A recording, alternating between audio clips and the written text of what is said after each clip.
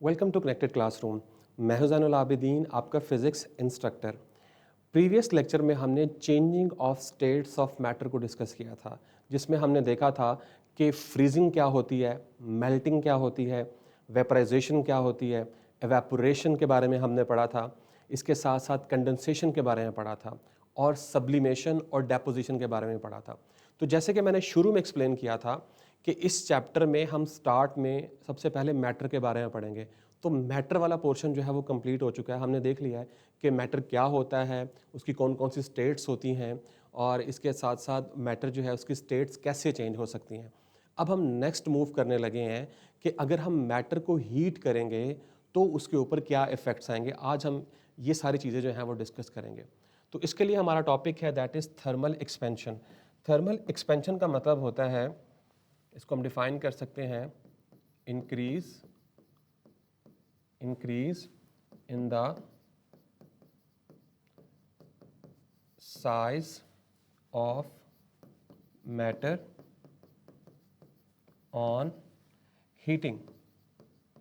Yes, जब हम matter को हीट करते हैं तो उसका साइज जो है वो इंक्रीज होता है। ओके, अब मुझे नहीं पता कि ये जो इंक्रीमेंट आ रहा है ये किन फैक्टर्स के ऊपर डिपेंड करता है। फॉर एग्जांपल, मेरे पास 3 मटेरियल्स हैं। जैसे एक मटेरियल ये है, ठीक है, इसी तरह से एक मटेरियल ये है, ठीक है, इसी तरह से एक मटेरियल ये है, और ये कोई एक्स मटेरियल है, ये कोई वाई मटेरियल है और ये कोई जी मटेरियल है। यानी कि तीनों के तीनों सॉलिड मटेरियल्स हैं और ये क्या है, डिफरेंट है। ओके, अब मैं क्या करूँगा कि मैंने इसके ऊपर कुछ एटम्स बना लिए। ये एक एटम है इसका, ये दूसरा एटम है और ये तीसरा एटम है, ठीक है। इसी तरह से इसके भी मैं 3 एटम्स बना लेता हूँ, 1 2 और 3। ओके, इसी तरह से 1 2 3। ओके, तो इन मटेरियल्स के दरमियान ये 2 एटम्स के दरमियान जो फासला होता है इसे हम ए से रिप्रेजेंट करते हैं और इसे हम कहते हैं एटॉमिक डिस्टेंस। अगर आप वाई मटेरियल को देखें तो इसका जो एटॉमिक डिस्टेंस है वो एक्स वाले से ज़्यादा है, लेकिन अगर आप जी वाले को देखें तो इसका जो एटॉमिक डिस्टेंस है वो एक्स और वाई दोनों से ज़्यादा है। ओके, तो अगर मैं इन मटेरियल्स को हीट करता हूँ bye some method, let's say कि मैंने जो है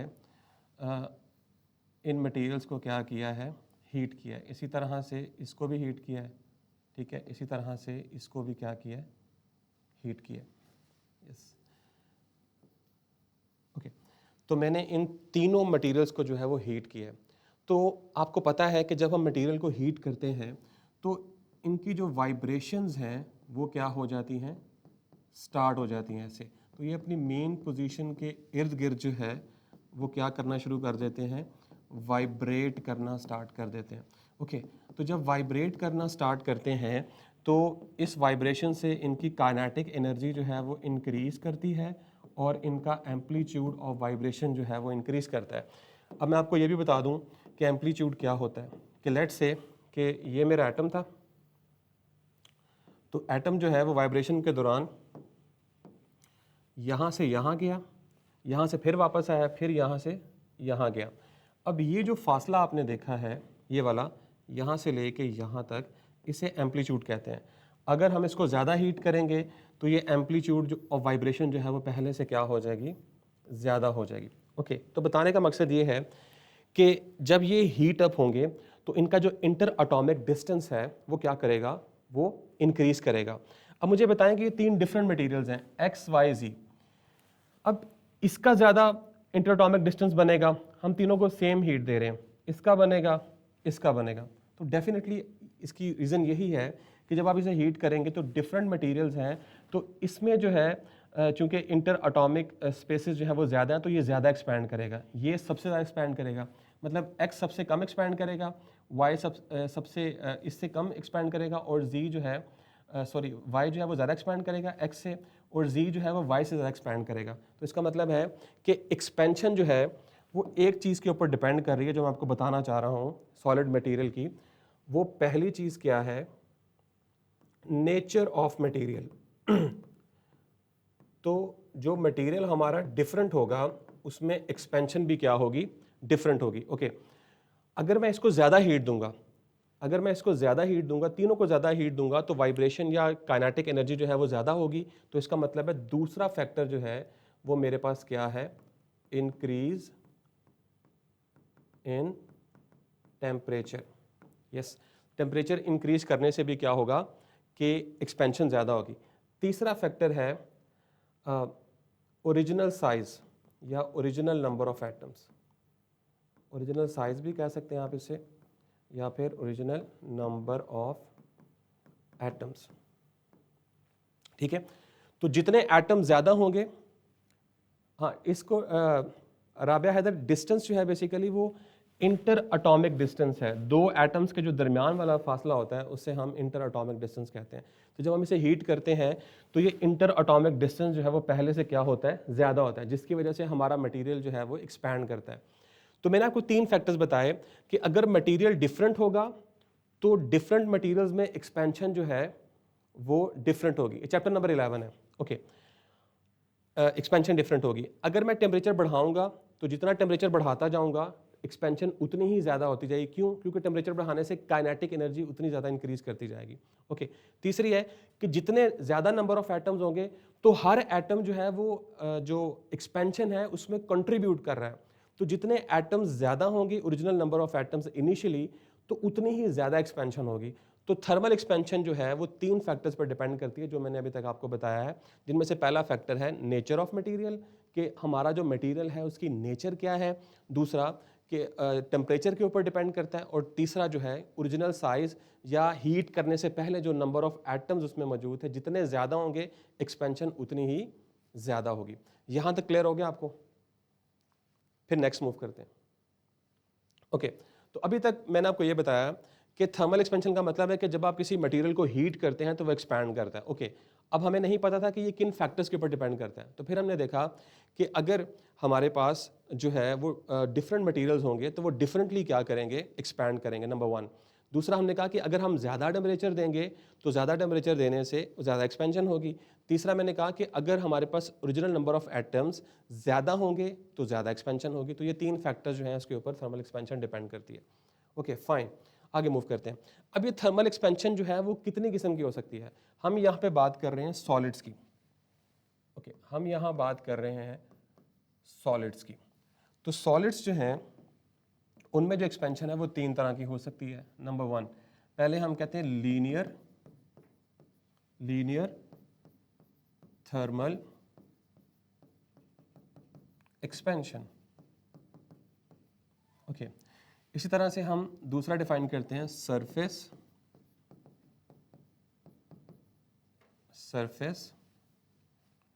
थर्मल एक्सपेंशन। ओके, तीसरा है वॉल्यूम थर्मल एक्सपेंशन। ओके, सो 3 तरह से हमारे पास एक्सपेंशन हो सकती है। नंबर 1, फर्स्ट करें, ये जो हमारे पास लीनियर थर्मल एक्सपेंशन है that is actually related to 1 dimension.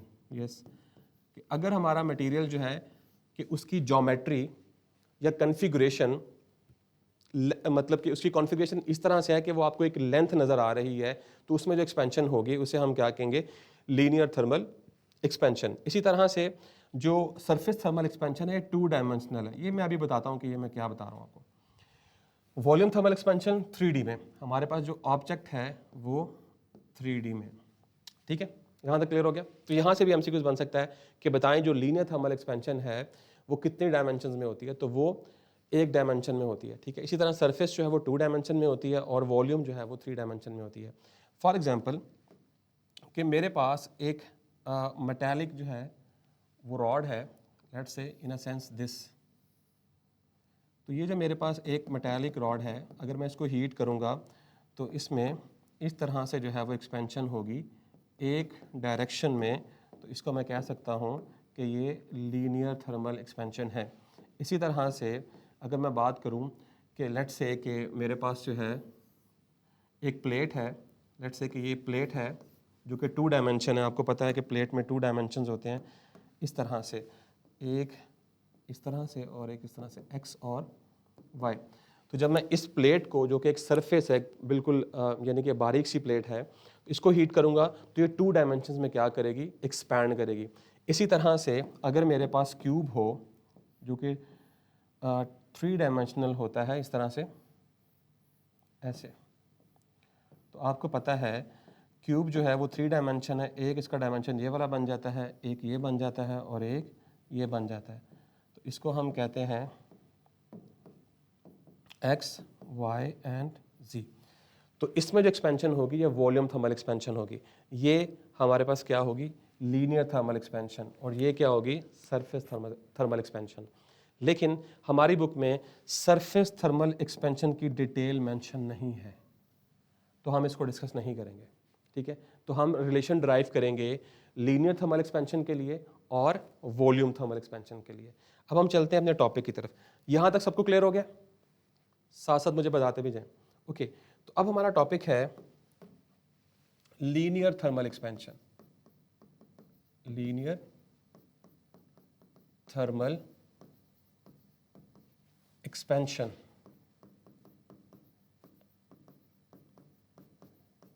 Okay, so linear thermal expansion को हम डिफाइन कर सकते हैं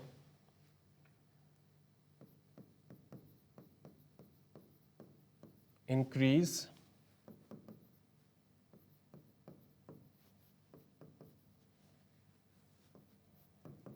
of a solid material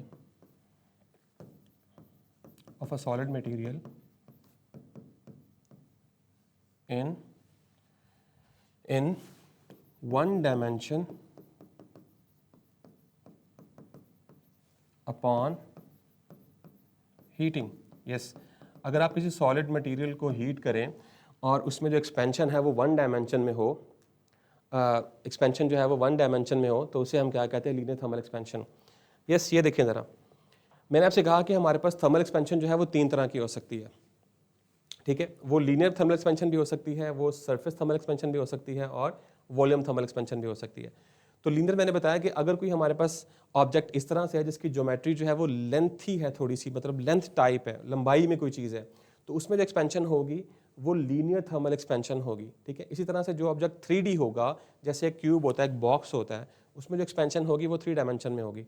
इसी तरह से अगर कोई मेरे पास कोई सरफेस है in the form of plate, मैं कह देता हूँ, तो इसकी जो एक्सपेंशन होगी वो 2 डायमेंशन में होगी, एक्स और वाई, इसलिए मैंने आगे लिख के बता दिया आपको, ठीक है। ओके, तो हम डिस्कस कर रहे हैं लीनियर थर्मल एक्सपेंशन। अब आगे हम डिटेल से पढ़ रहे हैं, ये सिर्फ और सिर्फ इंट्रोडक्शन था। तो अगर तो लेंथ इंक्रीज कर रही है, अच्छा ओके, तो ये जो हमारे पास लेंथ इंक्रीज कर रही है ये 3 फैक्टर्स के ऊपर डिपेंड करेगी। Number 1, increase in temperature. Increase in temperature, जैसे हमने कहा पहले कि 3 फैक्टर्स के ऊपर डिपेंड करती है, कि टेम्परेचर के ऊपर, मटेरियल के ऊपर और नंबर ऑफ एटम्स के ऊपर, ओरिजिनल नंबर ऑफ एटम्स के ऊपर। तो हम इसे डिफाइन कर सकते हैं by increasing the temperature, the length of the solid object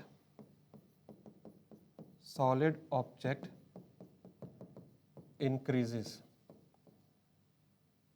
yes, temperature बढ़ाने से जो लेंथ है वो क्या करती है, इंक्रीज करती है। ओके, नंबर 2 है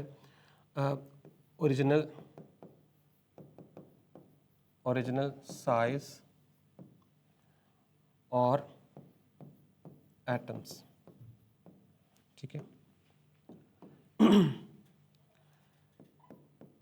increase in length of an object is directly proportional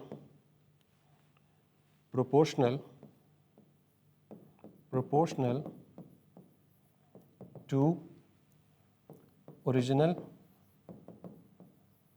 length of an object. Okay, object with longer length has, अब ये इंपॉर्टेंट पॉइंट है, हैज मोर एटम्स, उसमें ज्यादा एटम्स होंगे, and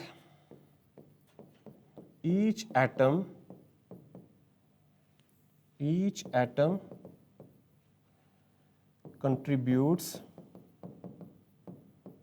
contributes to thermal expansion. Okay, जैसे मैंने शुरू में एक्सप्लेन किया था, तो ये मैंने साथ आपको नोट्स भी बनवाता जा रहा हूँ, ये साथ साथ आप नोट भी करते जाएं, बाद में भी नोट कर सकते हैं आप. नंबर 3, तीसरा फैक्टर था नेचर ऑफ मटेरियल. जैसे मैंने आपको बताया कि 3 मटेरियल थे हमारे पास, और वो कौन कौन से थे, जस्ट अ मिनट, ये देखें, एक X था, एक Y था, एक Z था. इन तीनों के एटॉमिक डिस्टेंस जो थे या स्ट्रक्चर जो था वो डिफरेंट था, और डिफरेंट अट्रैक्टिव फोर्सेस जो थी वो मौजूद थी. इस वजह से तीनों में एक्सपेंशन जो है वो डिफरेंट हो रही है.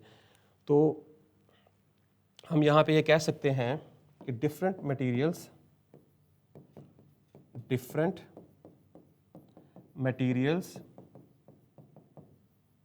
expands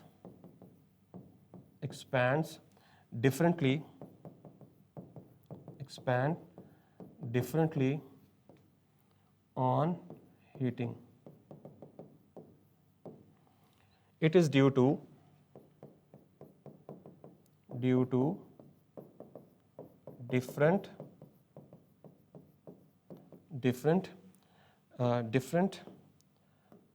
different atomic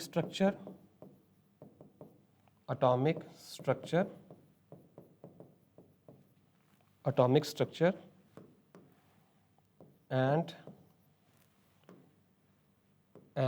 attractive forces. ऐसा क्यों होता है कि उनका एटॉमिक स्ट्रक्चर डिफरेंट होता है और उनमें अट्रैक्टिव फोर्सेस भी जो हैं वो क्या होती हैं, डिफरेंट होती हैं. जी, नोट कर रहे हैं आप यहाँ तक? ओके, क्लियर हो गया यहाँ तक? तो मैंने डिफरेंटली जो है वो आपको बता दिया है, सारी थ्योरी भी लिखवा दी है, इस तरह से आप नोट्स भी बना सकते हैं. ओके, यहाँ तक क्लियर हो गया आपको कि ओरिजिनल साइज पे डिपेंड करते हैं और नेचर ऑफ मटेरियल, और इसके साथ साथ हमने क्या डिस्कस किया, increase in temperature.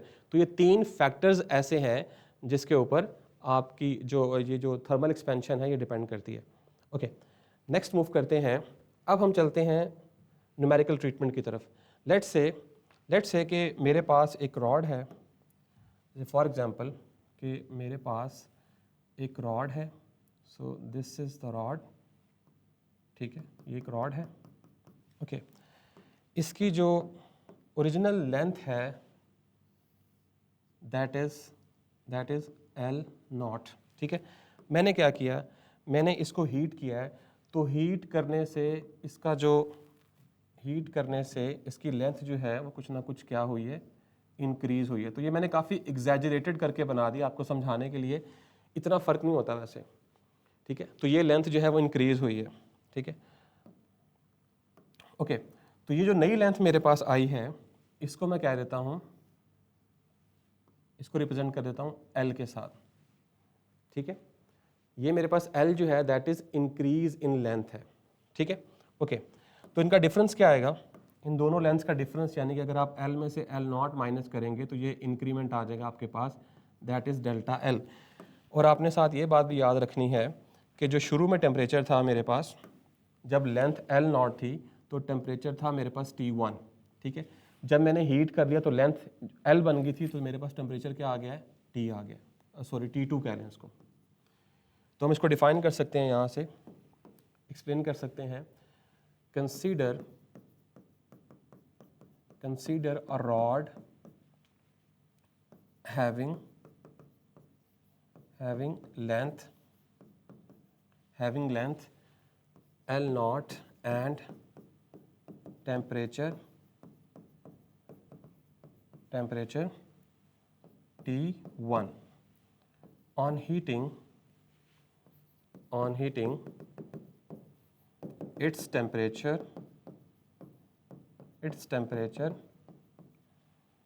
changes to T2 and length becomes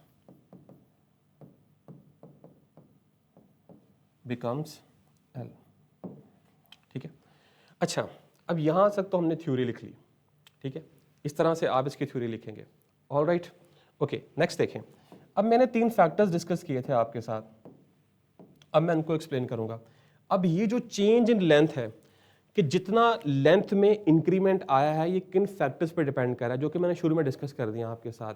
okay, तो मैंने कहा था कि ये जो चेंज इन लेंथ आ रही है that is proportional to original length, ठीक है, जो ओरिजिनल लेंथ हमारे पास प्रेजेंट थी, और साथ मैंने कहा था कि इंक्रीज इन टेम्परेचर, ठीक है। तो ये डिपेंड कर रही है, जो चेंज इन लेंथ हमारे पास आई है वो ओरिजिनल लेंथ पर डिपेंड कर रही है और इसके साथ साथ इंक्रीज इन टेम्परेचर पर डिपेंड कर रही है। तो 2 फैक्टर्स मैंने आपके साथ डिस्कस कर लिए हैं। हमने 3 फैक्टर्स पढ़े थे, increasing temperature, original length and nature of material. Yes, तो जो नेचर ऑफ मटेरियल है वो यहाँ पे मिसिंग है, यानी वो फैक्टर मैंने इंक्लूड नहीं किया। तो जब मैं इसकी प्रोपोर्शनैलिटी को ख़त्म करूँगा, डेल्टा एल इक्वल्स प्रोपोर्शनैलिटी ख़त्म हुई तो मेरे पास एक कांस्टेंट आएगा, उसको मैं कहता हूँ अल्फ़ा, और बाकी सारी इक्वेशन जो है वो क्या रहेगी, सेम। ओके, तो ये अल्फ़ा क्या है, ये जो अल्फ़ा मैंने यहाँ पे लिखा है, ये अल्फ़ा जो है that is coefficient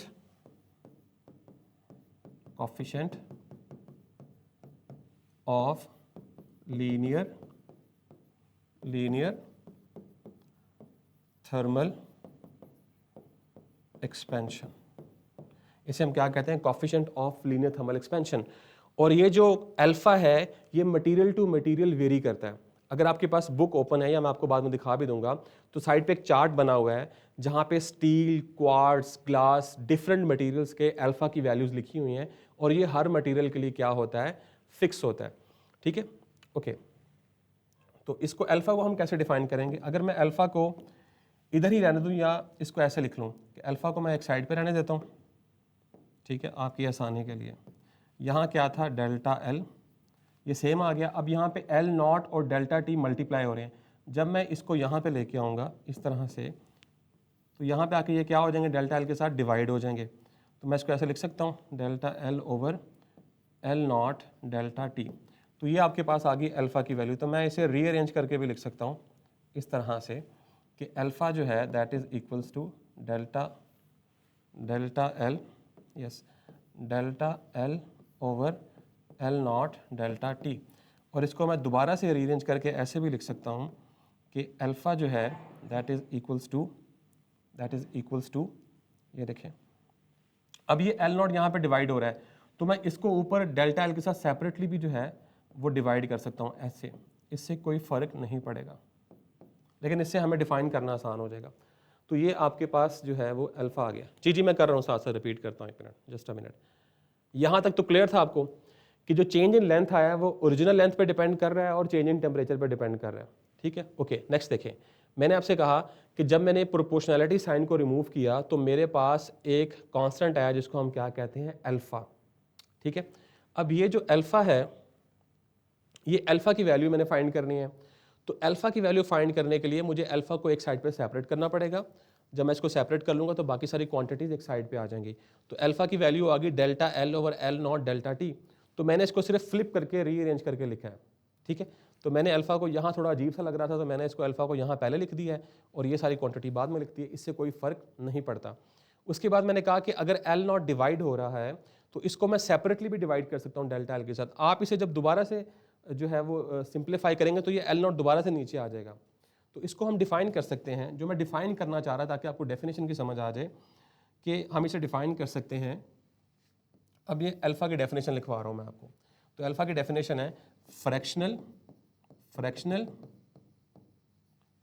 change in length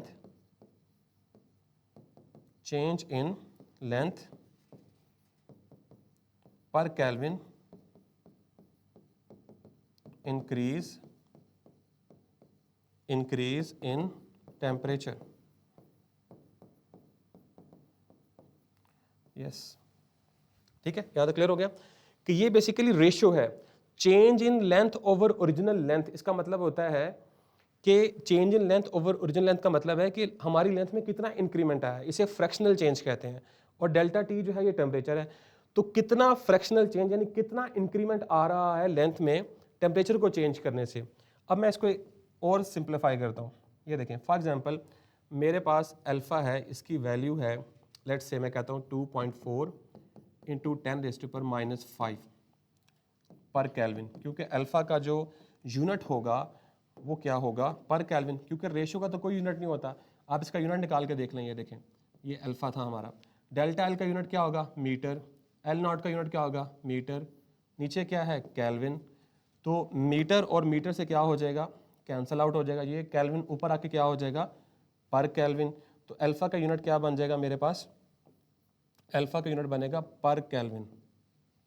ठीक है, तो ये इसका यूनिट है। All right, okay. So next देखें ज़रा आप कि अल्फ़ा की मैंने ये वैल्यू लिखी है। अब ज़रा आराम से आपने इस बात को समझना है कि मैं बताना क्या चाह रहा हूँ आपको। अगर आप लेट्स से स्टील की वैल्यू है, स्टील की अल्फ़ा की वैल्यू है, उसका जो कॉफिशेंट है, ये बता रहा है कि अगर आप 1 केल्विन टेम्परेचर स्टील का इंक्रीज करें, आई रिपीट, अगर आप 1 केल्विन टेम्परेचर जो है, अगर आप 1 केल्विन टेम्परेचर जो है वो स्टील का इंक्रीज करें, तो उसकी लेंथ जो है वो 2.4 इंटू 10⁻⁻5 टाइम्स बढ़ जाएगी। ये बात क्लियर हुई आपको। अल्फा आपको ये बताता है कि अगर आपने स्टील का 1 केल्विन टेम्परेचर इंक्रीज किया है, तो इंक्रीज करने की वजह से 2.4 इंटू 10⁻⁻5 टाइम्स लेंथ जो है वो पहले से क्या कर जाएगी, इंक्रीज कर जाएगी। तो ये आपको अल्फा जो है वो बता रहा है। इसी तरह डिफरेंट मटेरियल्स के डिफरेंट अल्फा हैं जो कि बताते हैं कि अगर आप 1 केल्विन टेम्परेचर इंक्रीज करेंगे तो इंक्रीज करने से क्या होगा कि इतनी लेंथ बढ़ेगी। ठीक है, मैं रिपीट करता हूँ, मैंने अभी तक क्या बताया आपको। मैं कोशिश कर रहा था कि मैं आपको अल्फा के बारे में बताऊं। यहां तक देखें ज़रा, तो यहां तक मैंने अल्फा की वैल्यू निकाल ली। अल्फा क्या था, change in length over original length divide by delta T. तो इसका मतलब है, इसको हम डिफाइन कर सकते हैं फ्रैक्शनल चेंज इन लेंथ पर kelvin increase in temperature. Yes Tahseen, इसकी जो वैल्यू है वो फिक्स होती है हर मटेरियल के लिए, क्योंकि मैंने आपको बताया था कि हम 3 फैक्टर्स जो हैं वो अपने फॉर्मूले में इंक्लूड करेंगे। ये जो आपके पास अल्फा फैक्टर है ये मटेरियल को रिप्रेजेंट कर रहा है, एल नॉट ओरिजिनल लेंथ या फिर ओरिजिनल साइज को रिप्रेजेंट कर रहा है, डेल्टा टी जो है वो इंक्रीजिंग टेम्परेचर को रिप्रेजेंट कर रहा है। इसका मतलब है कि ये जो हमारी चेंज इन लेंथ है ये 3 फैक्टर्स पे, ये बेसिकली थर्मल एक्सपेंशन है, तो ये 3 फैक्टर्स पर डिपेंड कर रही है। तो हमने उसको अपने फार्मूले में क्या कर लिया है, इनकॉर्पोरेट कर लिया है। ठीक है, अब ये वाली एग्जांपल मैं आपको दोबारा दे देता हूँ। लेट्स से कि मेरे पास कोई और वैल्यू है, कोई और मेरे पास कोई ऑब्जेक्ट है, उसका जो अल्फा है लेट्स से मैं कहता हूँ कि 1.2 इंटू 10⁻⁻5 पर केल्विन है। तो इसका मतलब क्या होगा, इसका मतलब ये होगा कि अगर आप इस मटेरियल का, ये किसी भी मटेरियल का अल्फा हो सकता है, ठीक है, अगर आप इस मटेरियल का टेम्परेचर 1 केल्विन इंक्रीज करेंगे तो इस मटेरियल की लेंथ जो है वो 1.2 इंटू 10⁻⁻5 टाइम्स जो है वो क्या करेगी, इंक्रीज करेगी। इसका ये मतलब है। ठीक है, तो यहाँ तक हमने देखा कि हमारे पास ये अल्फ़ा की वैल्यू आ गई, और यहाँ तक हमने डिस्कस कर लिया कि अल्फ़ा क्या होता है, अल्फ़ा की डेफिनेशन पूछ ली जाती है। तो मैं आपको बता देता हूँ दोबारा से कि अल्फ़ा जो है, अल्फ़ा जो है is material dependent, material dependent. ठीक है, ओके, इसका जो यूनिट होता है वो पर केल्विन होता है। तो यहाँ तक जो था वो मैंने आपको एक्सप्लेन कर दिया है, यहाँ से आप देख सकते हैं। तो इसी तरह से आप ये लॉन्ग क्वेश्चन अगर आपको आ जाता है तो आप अटैम्प्ट भी कर सकते हैं। तो हमारे पास जो फार्मूला आ गया है वो नेट फार्मूला मैं आपको लिखवाता हूँ आपके, हमने कौन सा फार्मूला जो है वो ड्राइव कर लिया है। तो नेट फार्मूला मेरे पास आ गया है, delta L is equals to alpha L naught delta T. अब इसी फार्मूले को मैं और तरह से भी लिख सकता हूँ। कैसे लिख सकता हूँ कि डेल्टा एल क्या होगा, final length minus original length. ठीक है, जो हमारी फाइनल लेंथ बनी थी और ये ओरिजिनल लेंथ है, तो आप इसकी वैल्यू पुट कर दें। यहाँ पे वैल्यू कैसे पुट करेंगे आप, डेल्टा एल की जगह पे ये आ जाएगा L minus L naught is equals to alpha L naught delta T. इस एल नॉट, ये माइनस हो रहा है यहाँ पे, इक्वालिटी की जब उस तरफ जाएगा तो ये ऐड ऑन हो जाएगा, तो ये बनेगा L is equals to L naught, ये ज़रा सबस्क्रिप्ट में लिखना है आपने ध्यान से, L naught plus alpha L naught delta T. यहाँ से एल नॉट कॉमन आ रहा है, ये देखें, ये एल नॉट और ये एल नॉट कॉमन आ सकता है, हम इसे कॉमन कर लेते हैं, तो L naught 1 plus alpha delta T. ठीक है, तो इस तरह से भी आप ये फार्मूले को लिख सकते हैं। तो हमारे पास जो नेट फार्मूला आ गया है वो क्या आ गया, L is equals to L naught 1 plus alpha delta T. और दूसरा फार्मूला, ये एक फार्मूला था, ठीक है, दूसरा फार्मूला क्या था, delta L is equals to alpha L naught delta T. तो ये दोनों फार्मूले जो है वो आप यूज़ कर सकते हैं। ये फार्मूला जो है वो चेंज इन लेंथ के बारे में आएगा, जब आपसे पूछा जाएगा, ये आपने याद रखना है, न्यूमेरिकल में हम यूज़ करेंगे कि ये फार्मूला जो है ये वाला, ये आपने तब लिखना है कि जब चेंज इन लेंथ आपसे पूछा जाए, चेंज इन लेंथ, ठीक है, ये आपने तब फार्मूला यूज़ करना है। Delta L is actually a change in length, ठीक है, ओके। उसके बाद जो ऊपर वाला फार्मूला मैंने लिखा है that is used for final length. Yes, अगर आपसे न्यूमेरिकल में पूछा जाए कि फाइनल लेंथ फाइंड आउट करें तो फिर आप ये वाला फार्मूला यूज़ करेंगे, और अगर आपसे कहा जाए कि आप change in length find out करें तो फिर आप ये वाला फार्मूला यूज़ करेंगे। ये एक ही फार्मूले की दो फॉर्म्स हैं जो कि आप न्यूमेरिकल में यूज़ करेंगे। अब इस फार्मूले की मदद से, इन दोनों फार्मूले की मदद से कि आप न्यूमेरिकल नंबर 1 सॉल्व कर सकते हैं, जो आपकी बुक में दिया गया है न्यूमेरिकल नंबर 1, उसको क्या कर सकते हैं, सॉल्व कर सकते हैं। ऑलराइट, तो यहाँ तक जो था वो हमने लीनियर थर्मल एक्सपेंशन जो है उसको हमने देख लिया है कि लीनियर थर्मल एक्सपेंशन क्या होती है, उसकी डेरिवेशन कैसी है, उसका यूनिट क्या है, अल्फ़ा जो है उसकी फ़िक्स वैल्यू होती है और ये किस तरह से बिहेव करता है, और ये सारी चीज़ें जो है वो हमने डिस्कस कर ली हैं। तो यहाँ तक जो था वो लीनियर थर्मल एक्सपेंशन था। अब हम नेक्स्ट स्टार्ट करेंगे volume thermal expansion. Yes, volume. अब मैं वो सारी बातें दोबारा रिपीट नहीं करूँगा जो मैंने पहले की हैं। जैसे मैंने आपको बताया कि वो यानी कि इंक्रीज इन द, मैं लिखवा देता हूँ आपको, चलें, increase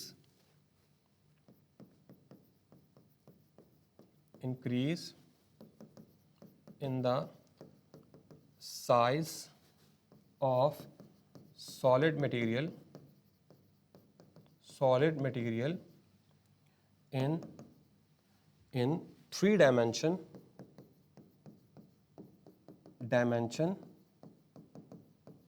upon heating। ठीक है, तो अगर हमारा मटेरियल जो है वो 3 डायमेंशंस में एक्सपैंड कर रहा है तो उसको हम क्या कहेंगे, वॉल्यूम थर्मल एक्सपेंशन। अब ये वॉल्यूम थर्मल एक्सपेंशन भी 3 फैक्टर्स के ऊपर डिपेंड करती है जो हमने पहले पढ़ा था। नंबर 1, पहला फैक्टर वही इंक्रीज इन टेम्परेचर, कि अगर टेम्परेचर हम ज़्यादा करेंगे तो थर्मल एक्सपेंशन जो है, वॉल्यूम थर्मल एक्सपेंशन जो है वो ज़्यादा होगी। इसी तरह से नंबर 2, नेचर ऑफ मटेरियल,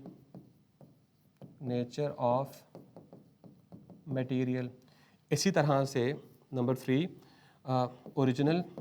अब यहाँ पे चूँकि वॉल्यूम की बात हो रही है तो मैं अब लिखूँगा ओरिजिनल वॉल्यूम। ये वही 3 फैक्टर्स हैं जिनके ऊपर हमारी थर्मल एक्सपेंशन डिपेंड करती है, लेकिन अब चूँकि ये वॉल्यूम थर्मल एक्सपेंशन है तो मैंने यहाँ पे ओरिजिनल वॉल्यूम लिख लिया है कि ओरिजिनल वॉल्यूम जितना ज़्यादा होगा उतना ही ज़्यादा हमारे पास वॉल्यूम थर्मल एक्सपेंशन भी होगी। तो हम इसको डिफाइन कर लेते हैं, आगे एक्सप्लेन कर लेते हैं। लिखें इसको आप, consider a cube having volume V naught and temperature T1. On heating its temperature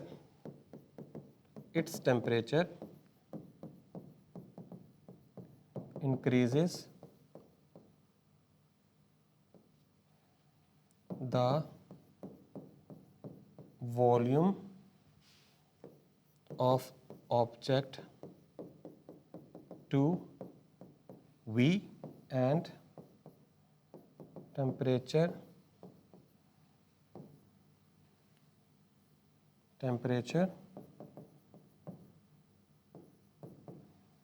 at this volume is T2। बताना ये चाह रहा हूँ मैं आपको कि मेरे पास एक क्यूब है इस तरह से, और ये जो मेरे पास क्यूब है, ओके, इसका जो इनिशियल वॉल्यूम है, लेट्स से इसका जो इनिशियल वॉल्यूम है दैट इज V0, और इस वॉल्यूम जिस टेम्परेचर पे ये वॉल्यूम है दैट इज T1। जब मैंने इसे हीट किया है तो इसका वॉल्यूम जो है वो पहले से क्या होगा, बढ़ेगा, और इसका जो वॉल्यूम बढ़ेगा वो बढ़ता वॉल्यूम जो है दैट इज V, और जो टेम्परेचर होगा वो क्या होगा, T2। ठीक है, ओके, मुझे एक बारी कंप्लीट कर लेने दें। यस, हो सकती है, बल्कि होती है, लेकिन एक्चुअली होता ये है, मैं आपको बताता हूँ एक मिनट। एक्चुअली होता यह है कि अब ये जो हमारा ऑब्जेक्ट है इसकी कॉन्फ़िगरेशन या इसकी शेप इस तरह की है कि ये लेंथ को रिप्रेजेंट कर रहा है। अब इसमें जो वॉल्यूम थर्मल एक्सपेंशन होगी वो बहुत मिनिमम होगी, इसलिए यहाँ पे मैं वॉल्यूम थर्मल एक्सपेंशन को क्या कर रहा हूँ, इग्नोर कर रहा हूँ। यहाँ पे मैं सिर्फ और सिर्फ किसको डिस्कस कर रहा हूँ, लीनियर थर्मल एक्सपेंशन को, लेकिन ये साथ साथ होती हैं। ठीक है, क्योंकि हर ऑब्जेक्ट जो है वो 3 डायमेंशनल होता है, तो ऑब्वियसली उसके अंदर वॉल्यूम थर्मल एक्सपेंशन होती है, लेकिन इस तरह की ज्योमेट्री में जो वॉल्यूम थर्मल एक्सपेंशन होती है वो बहुत मिनिमल सी होती है। ठीक है, ओके। उसी तरह से आपने दोबारा से जो है वो फार्मूला ड्राइव करना है। कैसे करेंगे आप फार्मूला ड्राइव? जो चेंज इन वॉल्यूम है that is delta V is proportional to original volume and change in temperature. अब 2 फैक्टर्स तो मैंने इंक्लूड कर लिए हैं, कौन कौन से? ओरिजिनल वॉल्यूम यानी ओरिजिनल नंबर ऑफ एटम, जो वॉल्यूम जिसकी वजह से वॉल्यूम जो है वो एक्सपैंड कर रहा है, और डेल्टा T जो है वो इंक्रीज इन टेम्परेचर है। Fine, okay. अब तीसरा फैक्टर रह गया मटेरियल का। तो जब मटेरियल का फैक्टर मैं ऐड करूंगा, प्रोपोर्शनैलिटी को मैं ख़त्म करूंगा, तो इक्वालिटी आएगी। इक्वालिटी के साथ क्या आएगा हमारे पास, बीटा। बीटा कहते हैं coefficient of volume thermal expansion. बाकी सारी चीज़ें जो हैं वो क्या रहेंगी, सेम रहेंगी इसी तरह से, V0 डेल्टा T। अब इस बीटा को मैं बता देता हूँ कि बीटा क्या है। ये जो बीटा है that is coefficient of volume thermal expansion. Fine, जिस तरह वहां पे था वो coefficient of linear thermal expansion, इसी तरह से ये क्या होगा, coefficient of volume thermal expansion. अब ये जो होगा ये भी मटेरियल डिपेंडेंट होगा। अब इसके एक एग्जांपल ले लेते हैं। अगर मैं आपसे कहता हूं कि मेरे पास बीटा की वैल्यू जो है, लेट्स से कि ये बीटा है किसी भी मटेरियल का और इसकी वैल्यू है 1.2 इंटू 10⁻³ पर केल्विन। ठीक है, पर केल्विन, ओके। दोनों का यूनिट सेम रहेगा। ठीक है, ओके। तो क्या होगा, इसका मतलब क्या होगा कि अगर आप किसी क्यूब का, किसी भी मटेरियल के क्यूब का, या उसका जो सॉलिड ऑब्जेक्ट है, 3 डायमेंशनल ऑब्जेक्ट है, उसका टेम्परेचर 1 केल्विन इंक्रीज करें, उसका टेम्परेचर 1 केल्विन इंक्रीज करें, तो उसका जो वॉल्यूम में इंक्रीमेंट आएगा वो इक्वल होगा 1.2 इंटू 10⁻³ यानी न्यूमेरिकल वैल्यू आपको इंक्रीमेंट ऑफ वॉल्यूम के बारे में बता रही है, और ये जो यूनिट है ये आपको बता रहा है कितना टेम्परेचर आप इंक्रीज करें। 1 केल्विन इंक्रीज करने से इतना वॉल्यूम जो है वो क्या करेगा, इंक्रीज होगा। ऑलराइट, तो बीटा की वैल्यू निकाल सकते हैं। अब मैं डायरेक्टली लिखूंगा, ये देखें जिस तरह मैंने वहां किया था कि बीटा जो है that will be equals to delta V over V0 and delta T। तो यहाँ से आप डिफाइन कर सकते हैं बीटा को। बीटा को कैसे डिफाइन करेंगे आप, फ्रैक्शनल चेंज इन वॉल्यूम पर kelvin increase in temperature. Clear हो गया? अब इसका यूनिट भी क्या होगा, जिस तरह हमने वहां देखा था, इसका यूनिट भी क्या होगा, पर केल्विन। ओके, तो ये हमारी समरी थी इसकी वॉल्यूम थर्मल एक्सपेंशन की। यहाँ तक आपको क्लियर हो गया है, यहाँ तक हमने डिस्कस कर लिया। यस, अब आप मुझे क्वेश्चंस बताएं अपने, अगर आपके क्वेश्चंस हैं तो फिर हम डिस्कस कर सकते हैं। इसके भी इसी तरह से दो फार्मूले बन जाएंगे, मैं आपको बता देता हूँ। यस, एक बनेगा डेल्टा वी जो हमने अभी ड्राइव किया, दैट इज वी नॉट या beta V not delta T, और उसी तरह से v equals we not just a minute 1 plus beta delta T. तो आप न्यूमेरिकल्स में ये फार्मूला जब यूज़ करेंगे, यस, तो ये आप यूज़ करेंगे चेंज इन वॉल्यूम के लिए, चेंज इन वॉल्यूम के लिए, सॉरी ऊपर वाला चेंज इन वॉल्यूम के लिए यूज़ करेंगे, ये वाला चेंज इन वॉल्यूम, और नीचे वाला आप किस लिए यूज़ करेंगे, फाइनल वॉल्यूम के लिए। यहाँ से आप न्यूमेरिकल्स जो हैं वो इजीली क्या कर सकते हैं, सॉर्ट आउट कर सकते हैं। ऑलराइट, तो ये यहाँ तक जो है वो हमने कंप्लीट कर लिया, linear thermal expansion and volume thermal expansion. ये दोनों एक्सपेंशन जो हमने डिस्कस की हैं, ये दोनों एक्सपेंशन जो हैं वो सॉलिड्स के लिए हैं। ओके, इसके बाद जो है वो न्यूमेरिकल्स हैं। मैं आपको बता देता हूँ कि आपने कौन कौन से न्यूमेरिकल्स जो हैं वो खुद से सॉल्व करने हैं। यस, अगर आप यहाँ देखें तो ये जो न्यूमेरिकल नंबर 1 है, यस, ये जो न्यूमेरिकल नंबर 1 है और 2 और 3 ये आप सॉल्व कर सकते हैं। ठीक है, अगर कहीं पे आपको वॉल्यूम थर्मल एक्सपेंशन में बीटा नहीं दिया गया तो आपने याद रखना है कि जो बीटा है that is equals to 3 times of alpha. ये रिलेशन बड़ा इंपॉर्टेंट है, इसको मैं कल डिस्कस करूंगा, यहाँ से एमसीक्यूज भी आ सकते हैं। ऑलराइट, तो ये था आज का हमारा लेक्चर। उम्मीद है कि आपको समझ आई होगी। अगर आपकी मज़ीद कोई क्यूरीज़ हैं तो आप यूट्यूब पे जो है वो पोस्ट कर सकते हैं, हम वहाँ पे भी आपको रियल टाइम आंसर जो है वो प्रोवाइड कर देंगे। So this is all from my side, this is Zainul Abidin signing off.